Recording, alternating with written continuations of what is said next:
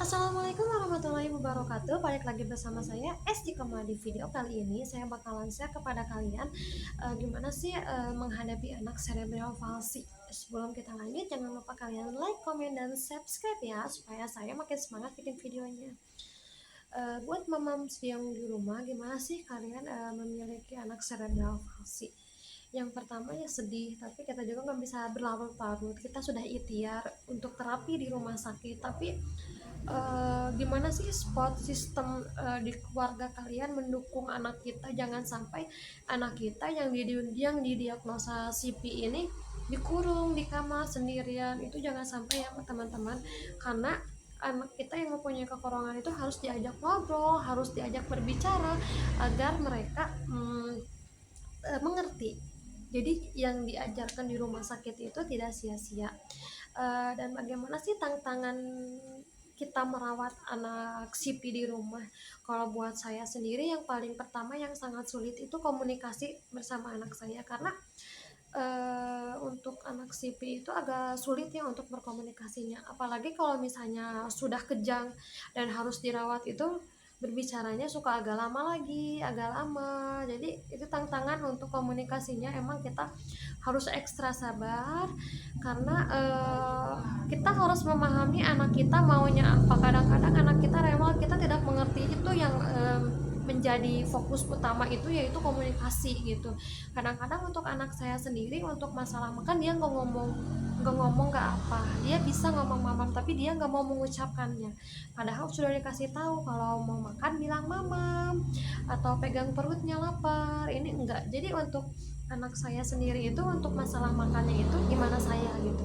Jadi saya mengatur waktu, pagi dia makan, nanti dia ada cemilan lagi dia itu. Tapi gimana ya, ingin mengajarkan anak saya supaya mandiri, minimal dia kalau lapar, kalau haus dia berbicara, tapi sulit. Mungkin suatu saat nanti bisa seiring berjalannya waktu. Itu saja sih untuk masalah komunikasi sama anak saya. Jadi kadang-kadang kalau misalnya mau apa-apa nunjuk, mau apa-apa nunjuk gitu.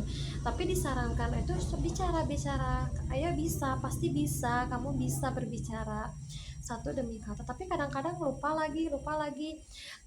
Untuk anak saya sendiri itu, jadi kalau misalnya berbicara itu biasanya itu kalau tidur mamah, tapi untuk secara hari-harinya itu jarang gitu. Paling nunjuk dia untuk mengerti, dia mengerti gitu, tapi dia susah mengungkapkannya begitu.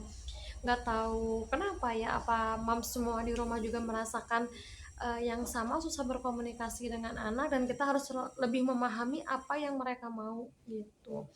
Jadi salah satu yang paling utama itu sama anak itu komunikasi sih sebenarnya. Kadang-kadang untuk makan kadang-kadang susah, jadi kitanya itu sebagai orang tua itu harus tahu nih anaknya makan jam berapa. Jadi kadang-kadang kalau misalnya anak saya udah makan nih, ngelihat kakaknya makan, pengen makan lagi. Ini kok kenapa sih makan terus, apa emang kurang makannya, apakah dia terlalu lama menahan lapar sehingga dia kalau melihat makanan itu antusias sekali gitu kalau untuk dia makan gitu. Kalau untuk mam sendiri, kendala untuk merawat anak CP itu apa? Silahkan tulis di kolom komentar ya mam, kita sharing aja di sini.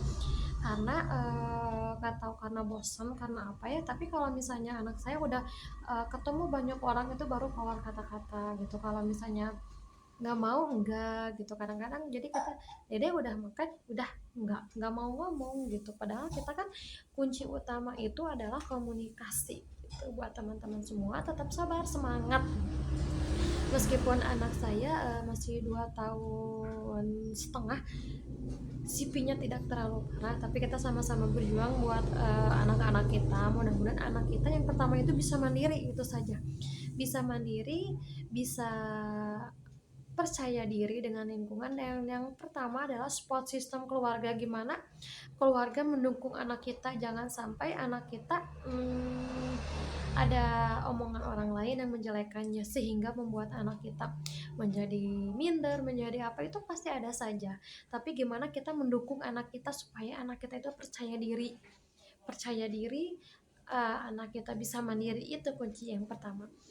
Kalau buat kamu sendiri gimana? Mungkin itu saja ya untuk masalah saya dan anak saya kunci pertamanya itu adalah kurang komunikasi, karena anak saya itu nggak mau mengeluarkan kata-kata. Kalau mengeluarkan kata-kata hanya tidur saja gitu, jadi agak sulit sekali untuk komunikasi. Paling untuk sekarang bisanya nunjuk-nunjuk, dan sekarang juga masih konsultasi ke dokter dan terapi seminggu 2 kali. Untuk moms yang lain di rumah, kendala apa saja sih yang dihadapi selama di rumah? Tulis di kolom komentar ya. Mungkin cukup sekian dari saya. Wassalamualaikum.